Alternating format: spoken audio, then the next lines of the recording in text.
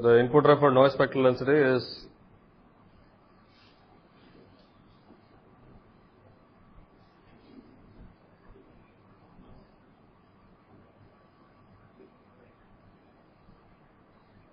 okay. So you will get at least this much, and you have to increase GM1 to reduce the input referred voltage noise. So how will you go about doing this? What will you change to increase GM1?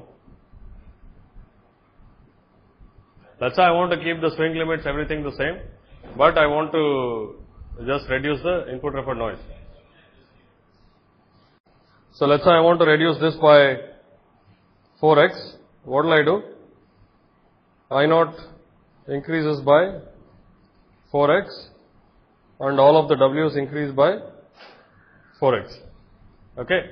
Essentially, I take 4 copies of the circuit and connect them node to node in parallel. So what happens to power consumption? By 4x. So there is a definite link between the noise and power consumption. This we have seen in other examples also, like the passive circuit and the op-amp and all of that stuff. Okay. Now let's say I didn't want to change the circuit at all. I don't want to change it in any way, but I want to reduce the noise. Is there some way I can do that? Reduce the temperature. So is that for free? What does it cost to reduce the temperature? What do we need to reduce the temperature?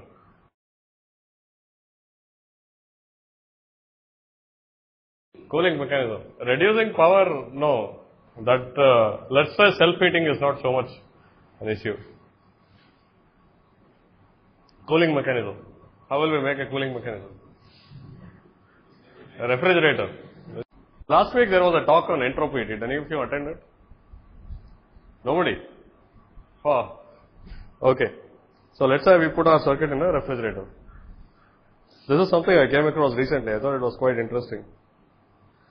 So in general, if I want to reduce the input referred spectral density by alpha, I need to increase the power dissipation by alpha. Okay. This is if I use only analog circuit techniques. So let's say if I use thermodynamics, what I can do. So I have my refrigerator. Originally the circuit was consuming a power PD, let's say. Okay, and I put it inside. This is my circuit. Okay. Which refrigerator are you familiar with? What is the best brand of refrigerator you know? Huh? Which one? LG. No, I think that's actually much worse than this one. Okay. The circuit is dissipating PD. What will the Carnot refrigerator have to do? What does the Carnot refrigerator do? Okay, what does the Carnot engine do? What's the efficiency of a Carnot engine? 1 minus T2 by T1. Okay, what is T2, what is T1? A Carnot engine works like this.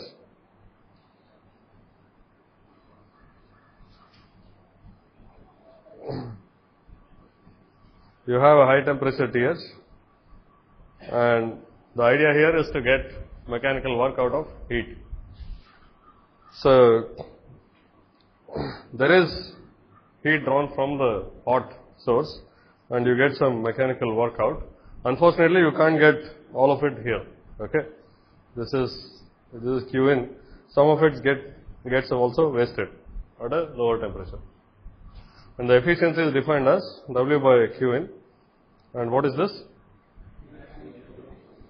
1 minus TL by TH. So unless you reduce this to absolute 0, it won't work. Okay. Now the Carnot refrigerator is exactly the opposite of this. It works in fact, if you remember that whatever entropy diagram, it goes one way for the engine and the other way for the refrigerator. Okay. So now what do we need to do? I just do the same thing. I need to take heat from TL and put it out into the ambient temperature. That's all. Okay. Now my ambient temperature is T. If I had put the circuit under ambient conditions, I would have got 16 by 3 kT by GM1 1 plus GM3 by GM1. Okay.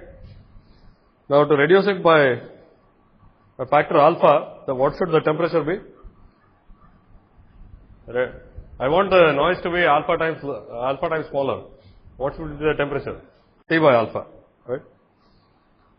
So I need to have a refrigerator, the inside of which is at T by alpha. Okay, and the outside is at T. So how much work do I need to do? This, you need to know what the circuit is, right? The circuit is dissipating PD. So how much heat should be taken out of this? Huh? PD. So for it to be at a constant temperature, you need to take out all the heat that is dissipated by the circuit. Otherwise, it will go on heating up or go on cooling. So you have to take out PD. What will go out here?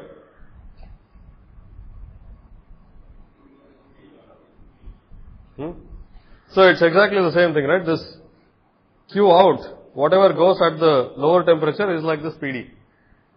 Okay? So we said W by Q in is 1 minus TL by TH. What is Q out by Q in? Huh? TL by TH. Okay? And what is W by Q in now? Q out, sorry.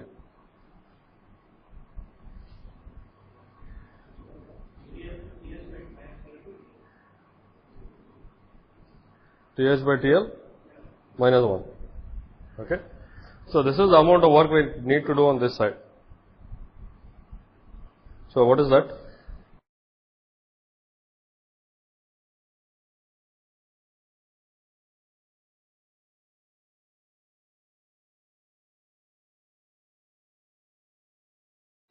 Alpha minus 1 times, so into PD. Okay? So what's the total power dissipation? Alpha PD. Okay? So to refrigerate it, you need to do a mechanical work of alpha minus 1 PD, and the circuit is dissipating PD. So the total is alpha PD. So if I use circuit design, also I will get alpha PD. So it's an interesting thing. I came across it only recently. Okay. Since you don't get Carnot refrigerator, so stick to circuit design. Okay. So fundamentally there is something to do with noise and power dissipation. Okay. You don't get it for free.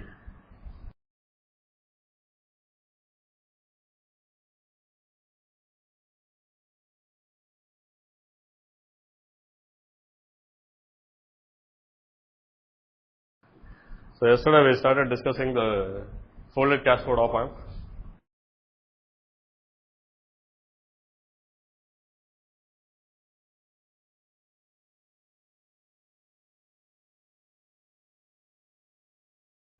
And we came up with one particular topology, and what that involved, mirroring the current of the differential pair using PMOS transistors, so that currents, instead of being sunk into an NMOS drain, are sourced from PMOS drains. After that, you use an NMOS active load. Okay, that's what we did.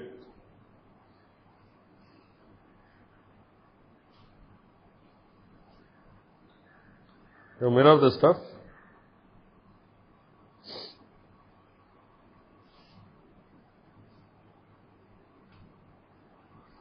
Okay.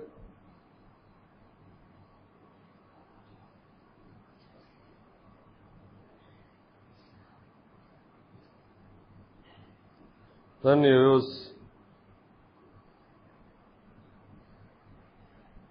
Cascode.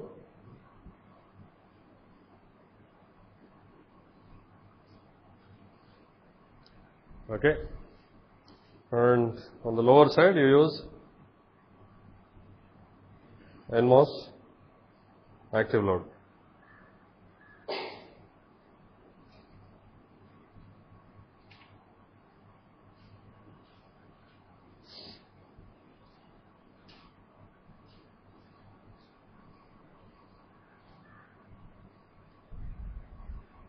Okay, and this is also biased at a particular value of V bias.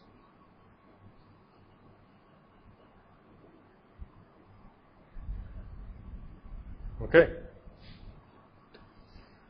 So this is one way to do it.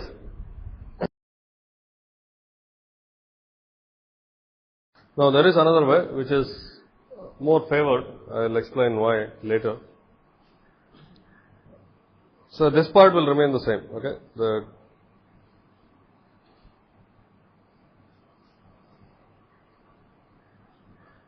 Now what is this? I have the PMOS cascodes here. Okay. Let me call this some bias I1. Okay. And I need to pass the signal current to these two nodes.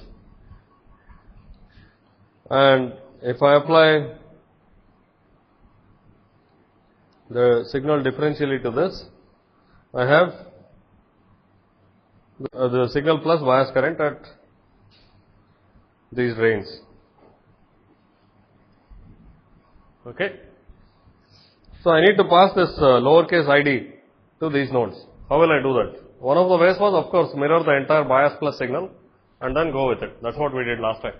So let's say I have a circuit like this. I want to pass only the signal. What do I need to do?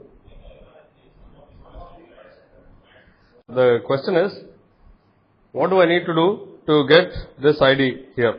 Okay. That's what I need to feed as the input signal to this point. Okay. So what do I need to do? Not much. I need to have I0 here. And if I0 by 2, sorry. I0 by 2 here. And I need to, if I take this node current out, it will be minus ID. Okay. So that I feed to these points.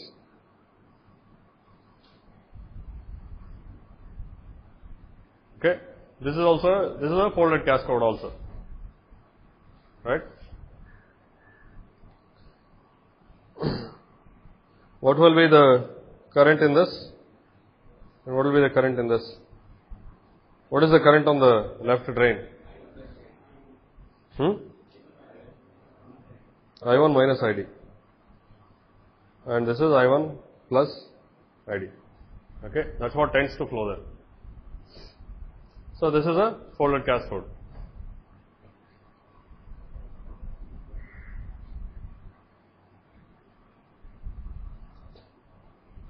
So we can go and analyze this a little bit and see how this compares to the telescopic cascode. The telescopic cascode we analyzed somewhat. I mean, we analyzed only the basic things. By construction, the transconductance was the same as that of the differential pair, and then the DC gain was of the order of Gm by Gds square. Okay. What do you think the DC gain of this one will be? The telescopic cascode. Will it be more or less? Of the folded cascode compared to the telescopic cascode, will it be more or less or the same?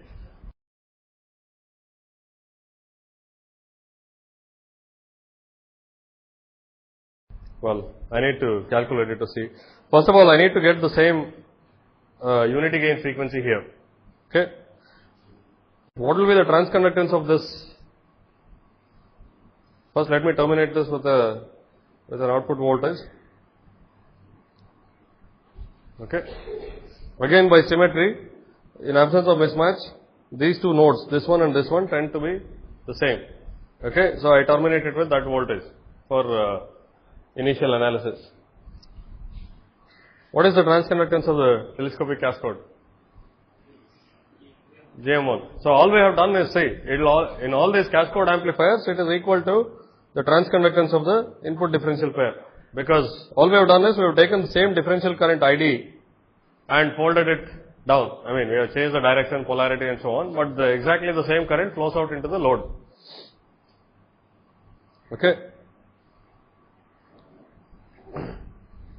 So it is equal to Gm1. So if you had a certain load capacitance, so you first make a simple differential pair, you get a certain unity gain frequency.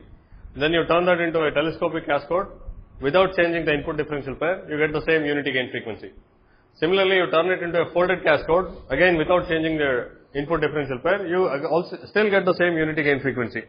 The difference will be in First of all, the DC gain. That's the reason for coming to these topologies, and also some of the details of the frequency response. Because you have more nodes, you have more parasitic capacitances, and you will have more poles and zeros. Okay, but the unity gain frequency will be the same. First of all, I will draw it the way it is normally drawn. You can very easily see that this current source and this are in parallel. So I will combine the two.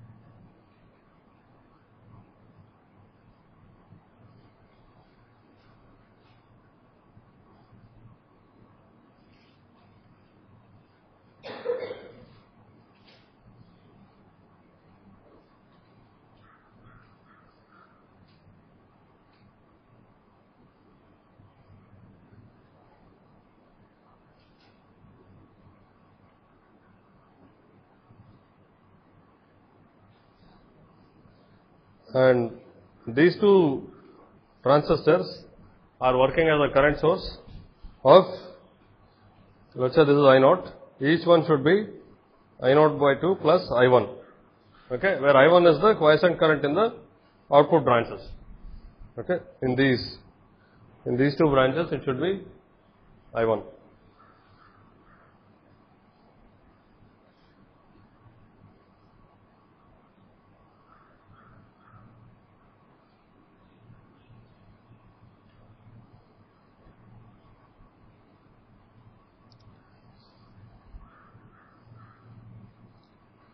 So, I will keep the naming of the transistors the same as before. Same meaning, the functionality of each transistor is the same as before. So, in the expressions you will get the same thing for noise, etc. Okay. This is assumed to come from some current mirror. Okay.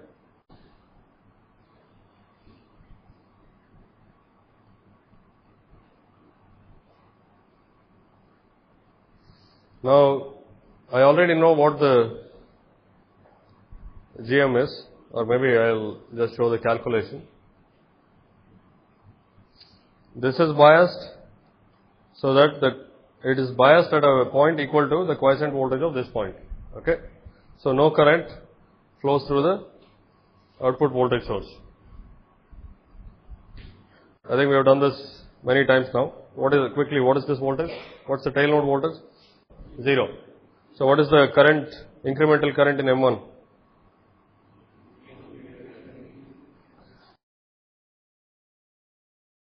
The incremental current is GM1 Vd by 2, and the current in this direction is GM1 Vd by 2. So, what is the incremental current flowing down the drain of M6?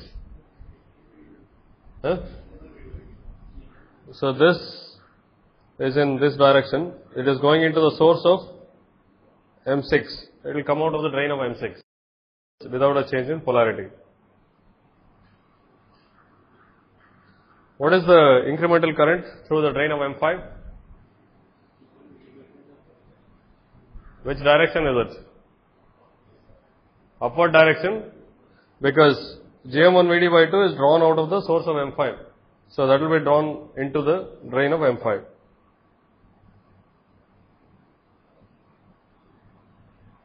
Okay. And this incremental current, this is of course an increment over the bias value of I1. Okay. The quiescent current here is I1. Sorry, not in this direction. So, for instance, this is over I1. Okay.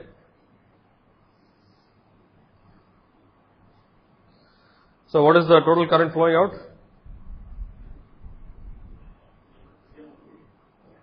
If you look at M8, the same GM1 Vd by 2 is flowing upwards. Okay, it is getting mirrored. So, the whole thing is GM1 times Vd. So the transconductance is GM1, what we expected before. Any questions on this? Does this need further explanation? Now, I want to calculate the output conductance. So what do? I remove the input increment.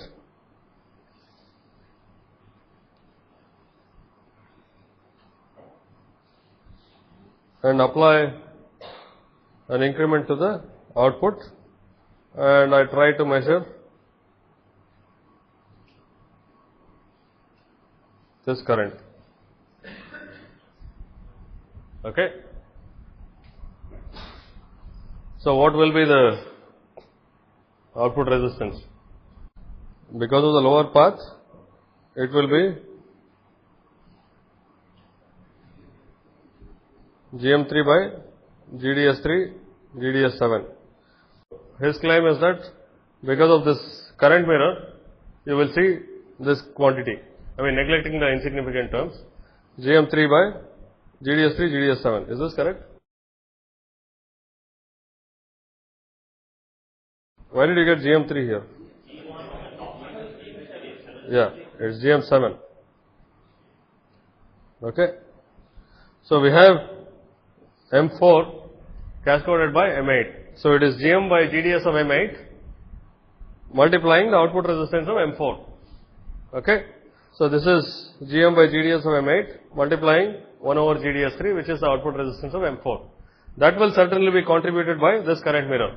Okay, just like in the telescopic cascode. Okay. What is the contribution of the other part? Is there some qualitative difference between this and the telescopic cascode?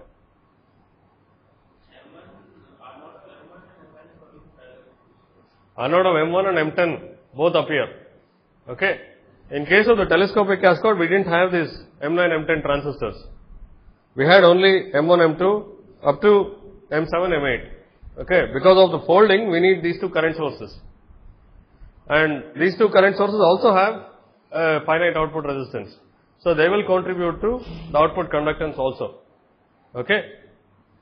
Effectively, the output resistance of M1 appears in parallel with the output resistance of M9. Okay. Now, the reality is that as usual, any current that's going in here gets folded back, comes back this way and so on. But effectively, the resistance of M1 gets parallel with the resistance of M9. And M2 is in parallel with M10. Okay. So wherever you had GDS1 before, now you have to substitute GDS1 plus GDS10. Is this clear? So there is some difference. So what happens to the output resistance? Is it lower or higher? It is reduced. Okay. So the DC gain you can expect to be smaller than that of the telescopic cascode.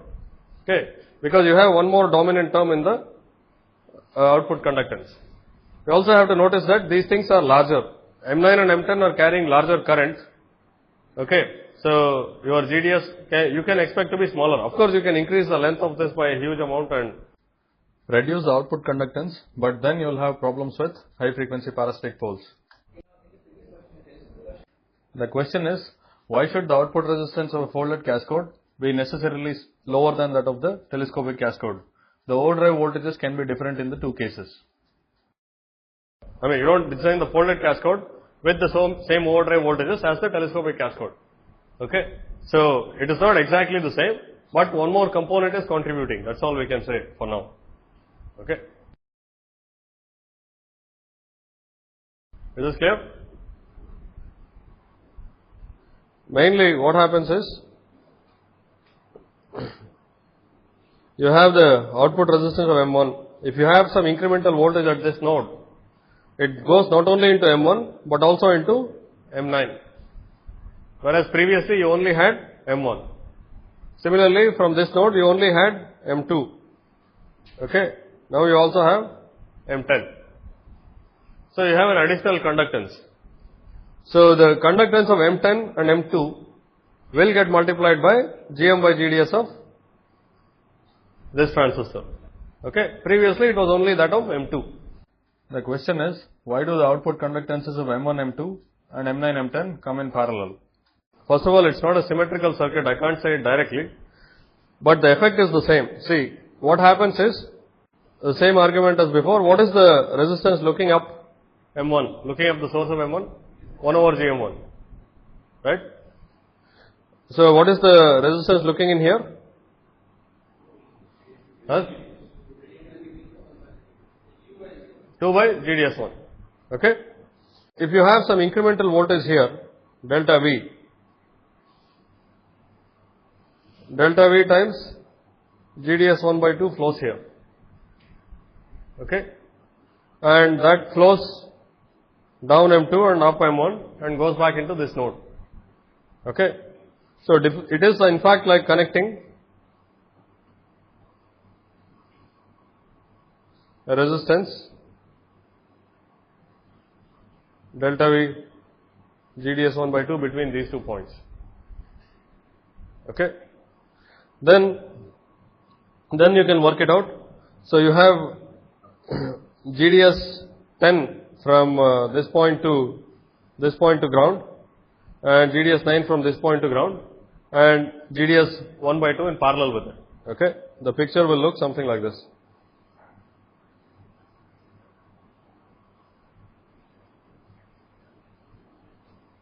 These 2 nodes are incrementally grounded, and this is at GDS1 by 2, and then we have the cascode nodes. Okay? If you look differentially between these 2 nodes, it is like having GDS1 by 2 and GDS9 by 2 in parallel. Okay? So GDS1 plus GDS9, the whole thing divided by 2. That's what enters the expression. The question is regarding the impedance looking into the source of M5. What is the impedance at this node? What is the dominant contributor to the impedance? Isn't it M5? It's the cascode of this, right? So looking into the source of M5, you have 1 over GM5. So it is a low impedance node. Okay?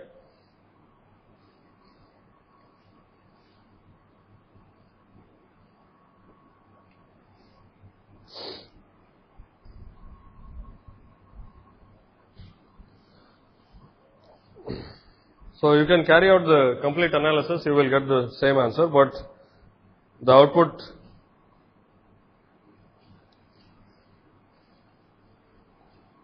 conductance turns out to be the part due to the current mirror, the active load.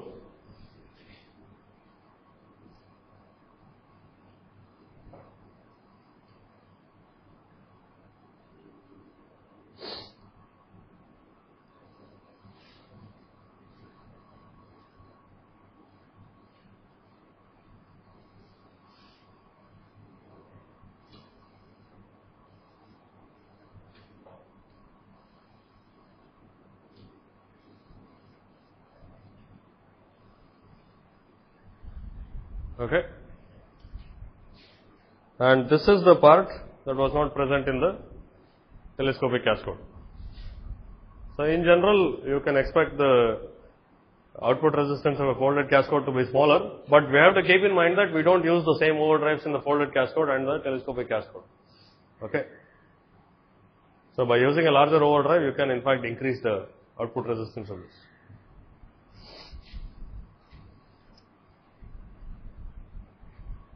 Is this okay? The transconductance is the transconductance of the input pair, and GM by G out is still of the order of the square of GM by GDS. Okay?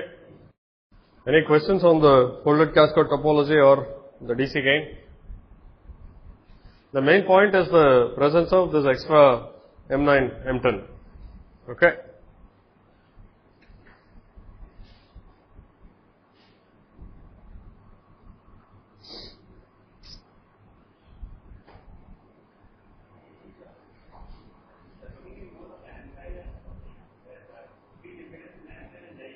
Yeah.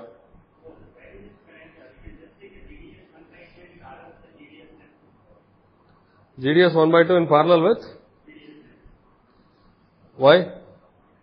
Oh, what he is saying is, I will take this resistance in parallel with GDS 10.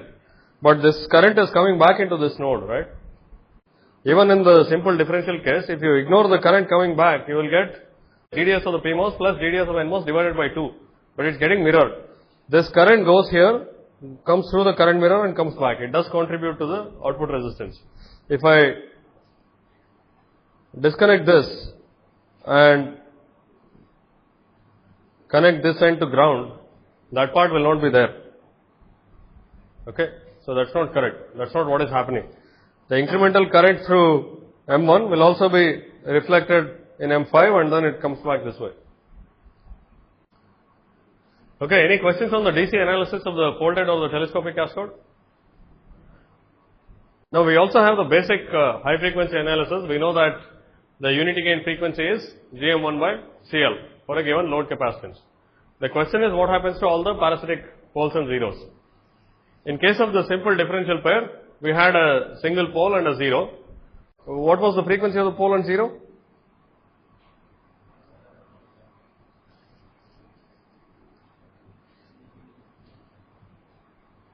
Cp was the parasitic capacitance at that node.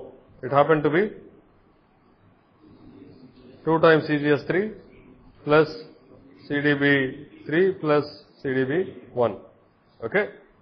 So it's of the order of Gm divided by some parasitic capacitance. So do you expect this pole to be at a high frequency or a low frequency? High frequency, right? So you have Gm by this one, and whereas the dominant pole is P1 was at the output conductance, which is rather small, divided by CL. Okay. So the parasitic poles were all non-dominant poles. So we didn't have to do any further compensation. Okay. We have to make sure that this is beyond the unity gain frequency. That is compensation. So now we have to figure out in this particular case, in case of telescopic and folded cascode, where the parasitic poles will be. Now it gets very complicated if I try to throw in all the parasitic capacitances and find out the equation. Okay, so we'll make some simplifying assumptions and get a feel for where the parasitic poles are. The analysis again is very similar to the folded and the telescopic cascode. First, let me start with the telescopic.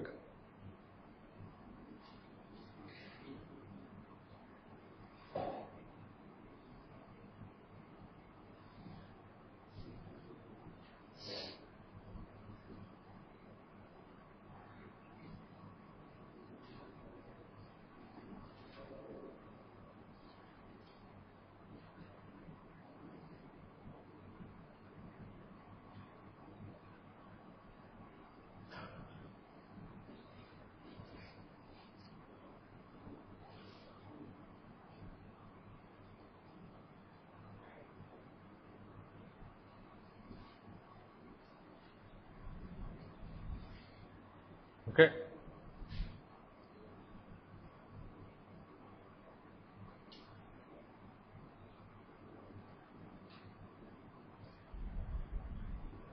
Now, I don't want to analyze this whole thing together, right? So what I'll do is the following. I'll take a simple differential pair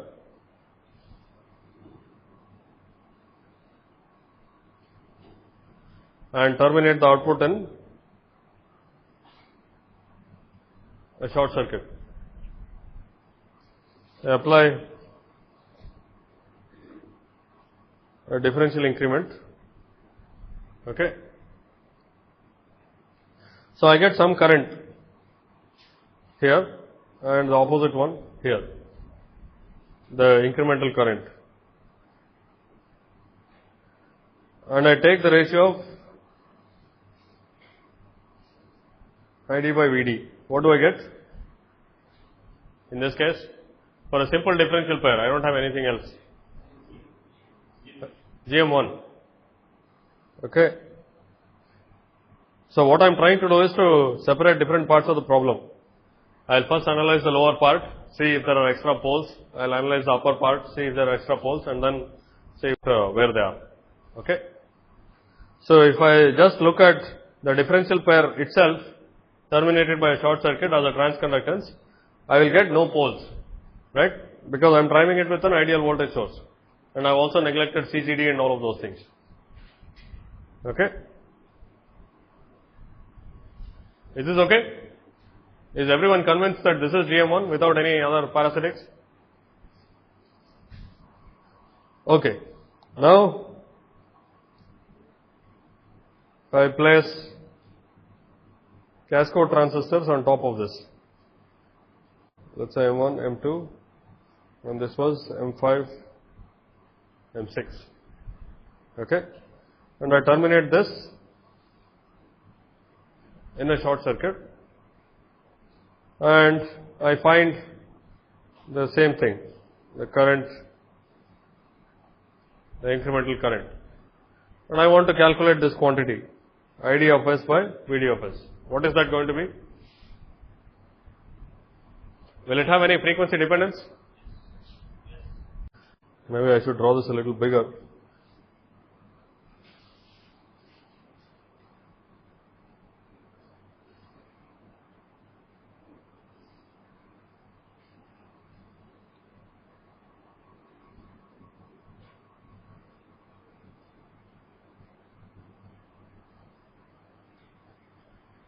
Okay.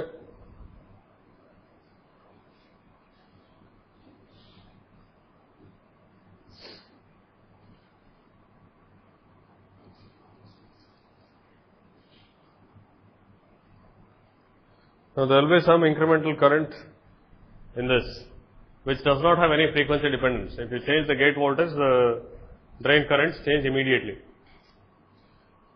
Now, this is incrementally grounded. It's at some V bias N2. Okay. And here, what is the frequency response between the input current and the output current of a common gate amplifier? We have analyzed this before, right? Let's ignore GDS and everything. This is a common gate amplifier. Okay. This is the gate, this is the source, and this is GM of the common gate, let me call it GMC, times VGS. And there is definitely going to be some parasitic capacitance because of the transistor itself, the CGS of that, and there could be some other capacitance to ground as well. Okay? So the entire thing I lump into a single parasitic capacitance to ground because they are all in parallel. Okay. So if I apply V test,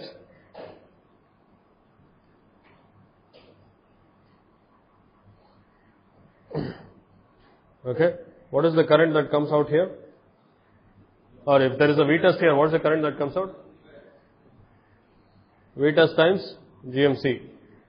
And what is the current that is drawn into CP? V test times SCP. So what's the total current input? The sum of the two, right?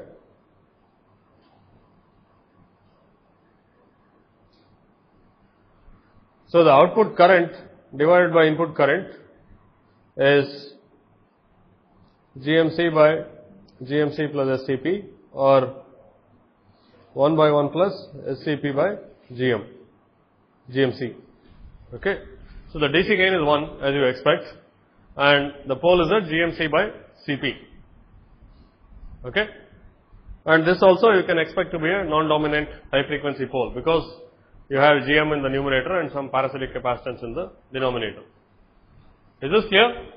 The pole that appears in the current transfer function of the common gate amplifier. If you push in some current here, some of it flows into the capacitor. Okay. And the fraction that flows into the capacitor goes on increasing with frequency. So what is it in this case? This is M5, M6, and M1, M2. We already know that this will be of the form 1 plus SCP by GMC. So what is CP here and what is GMC?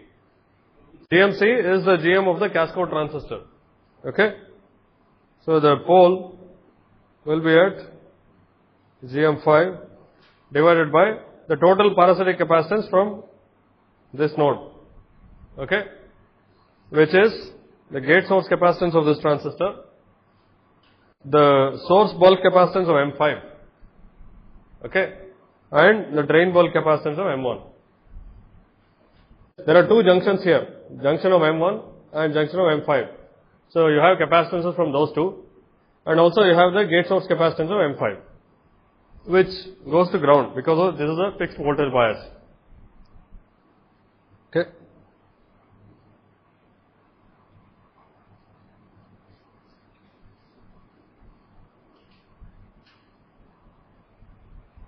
So just having a cascode on top of the differential pair gives you an additional pole.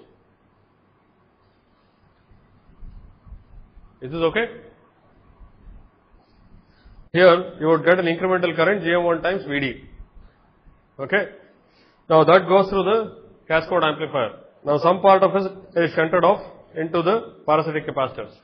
So what comes out is a low pass filter version of GM1 times Vd.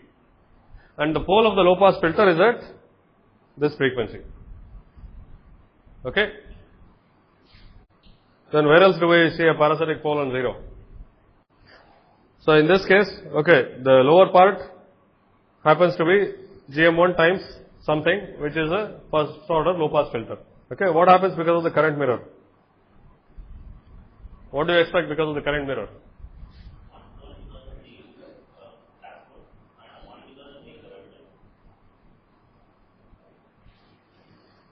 So we have, originally we had this mirror, okay. What is the transfer function between this current and this current? What kind of transfer function is it? Is it low pass, high pass, first order?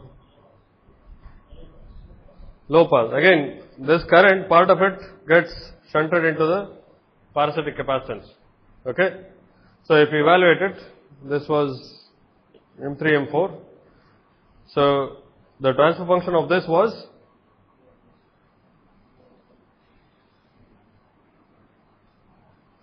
where CP3 is the total parasitic capacitance from this node to ground.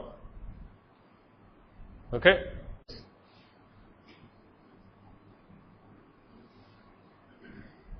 Okay. So that's what happens. In a current mirror also you push in a current into the diode connected transistor and some part of it goes into the parasitic capacitance.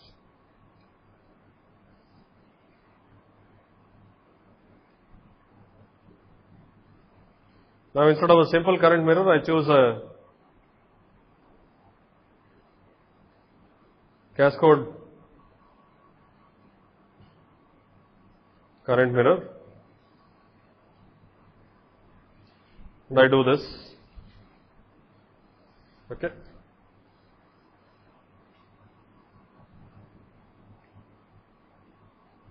So what's the transfer function between this current and this current? First of all, for simplicity, let's ignore parasitic capacitances at these two nodes. Okay, let's assume that there is only parasitic at this point. What will be the transfer function? So there will be some parasitic from this to ground. Okay, the transfer function is exactly the same as before. This is M3, M4, M7, M8. Which is the GM here? Which GM is involved in this? GM3. Okay. Is this part clear? Anyway, we'll work it out in the next class also. I think we are nearing the end of the hour. So the transfer function of this will be exactly same as that of the simple current mirror. Okay. If you use GM3 and the total value of the parasitic capacitance from this node. What will happen because of parasitics at these nodes? Actually, it's a little more complicated. Now, this part, the current that is coming out of here, okay, the current that's coming out of here is going through a cascode device M8.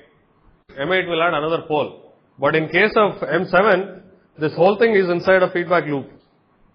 Okay, so then you will have two poles inside a feedback loop and you can get complex poles and so on.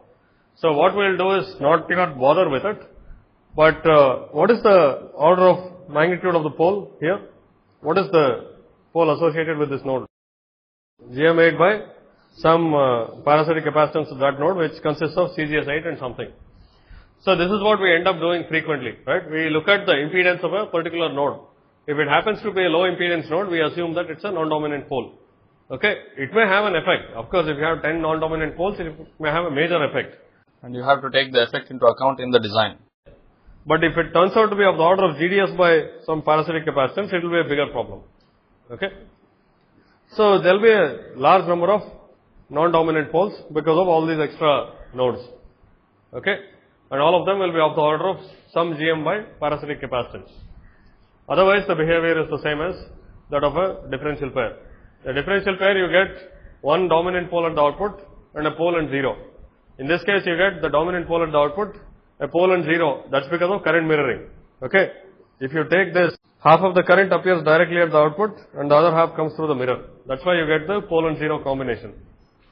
Now you have cascode on top and you have cascode on bottom. Okay, that adds two more additional non-dominant poles. So we will have at least 3 non-dominant poles and a 0. Okay. So that's what happens in a cascode amplifier, whether it's folded or telescopic. We will continue discussing this in the next class.